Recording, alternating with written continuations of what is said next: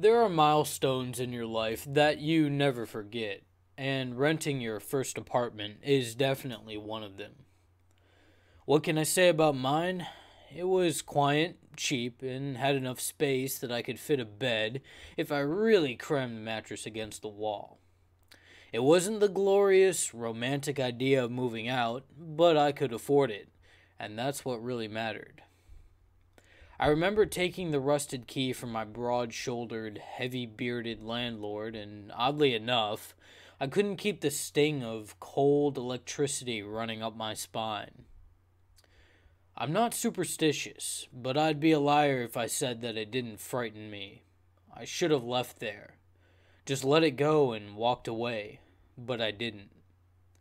It's a nice room. I really can't understand why no one would want to rent it, he answered, a frown of confusion lining his features. I remember giving a shrug, thanking him politely, and scooting my way out the door. Making my way up the stairs, I glanced between the cracks of each step to see the pebble sidewalk below. Several of the boards were wound tight with duct tape, holding them together.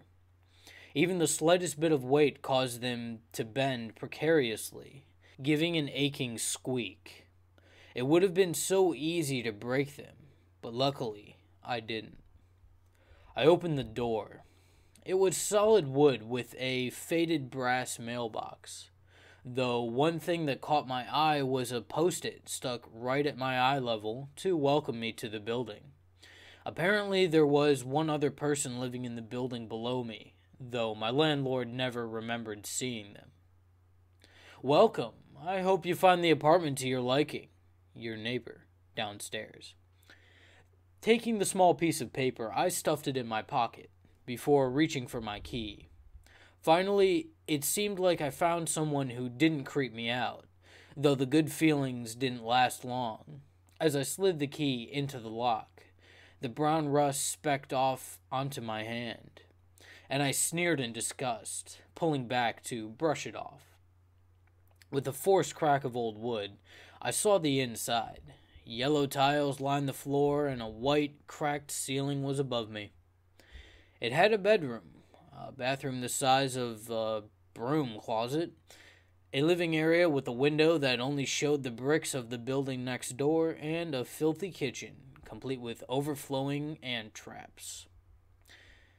Giving a sigh, I could only stuff my hands into my pocket, crinkling the post-it, before setting down my bag.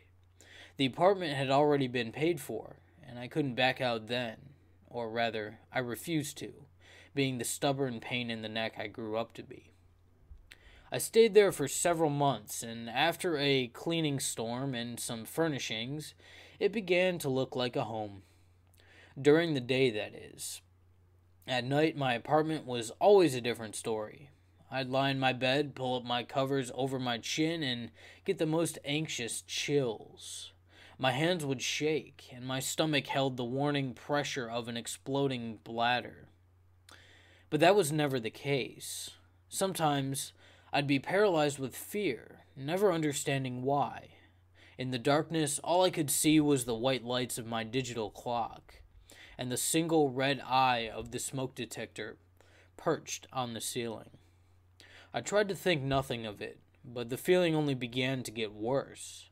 One night, as I lay in bed with insomnia clouding my head, I heard noises from beneath my bed. I was used to it, often hearing music, or the sound of clicking, as my downstairs neighbor used his computer at every hour of the day.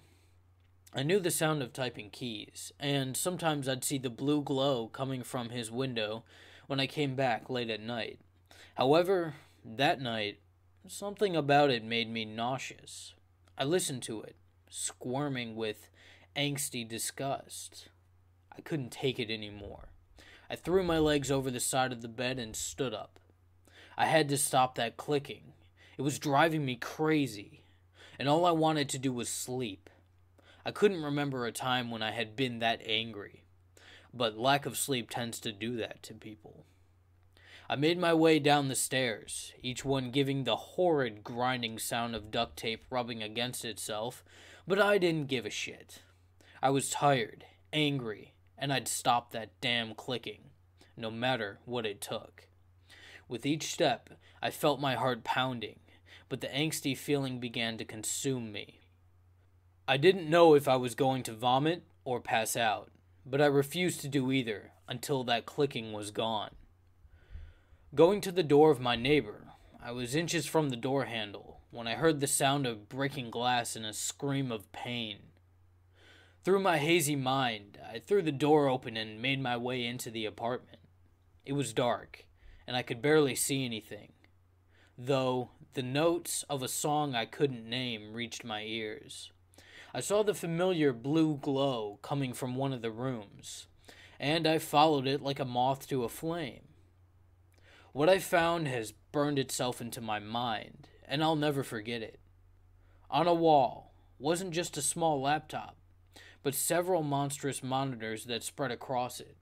There were 9 of them, all neatly lined up to surround a single, decrepit swivel chair placed by a desk with a keyboard. I reached over, my mind forgetting any wariness it was suffering before.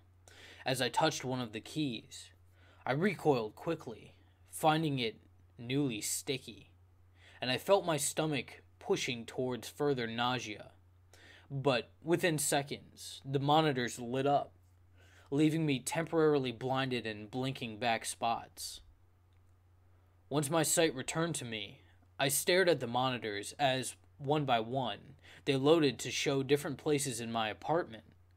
Bedroom, living room, bathroom, kitchen, front door. They were all there, and I began shaking, looking around for any sign of the neighbor I've never met.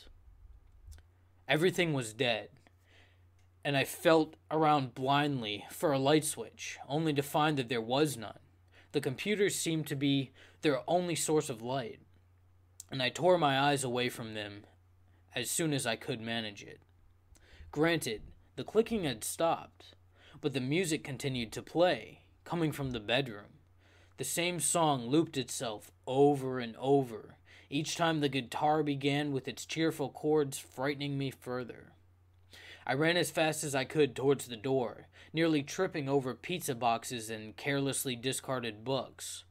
All I knew was that I had to get away from it, the blinking monitors, the overwhelming stench of mold, the sticky keyboard. Everything that happened for the rest of the night happened in a blur of panic. I packed my bags and left as soon as I could. Apparently, they never found the creep. He escaped before I could get into his apartment. The only trace of him was the broken basement window and blood-soaked shards of glass. My stomach turns just thinking about it now, to be honest. The one thing I do remember from my experience happened as I went to leave the apartment and my creepy neighbor for good.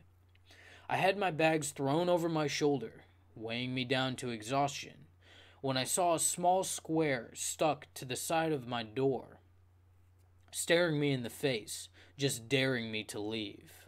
Written in maniac scrawl were song lyrics that still kept me from listening to the radio. I'll never forget it.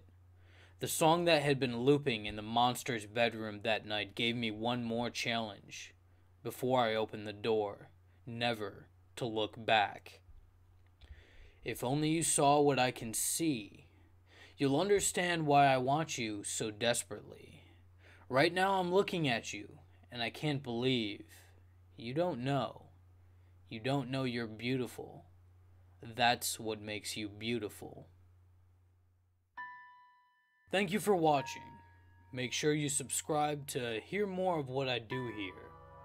If you like what you heard, make sure you give this video a like, as your support means everything to me. I hope you have a marvelous day. And as always, stay creepy.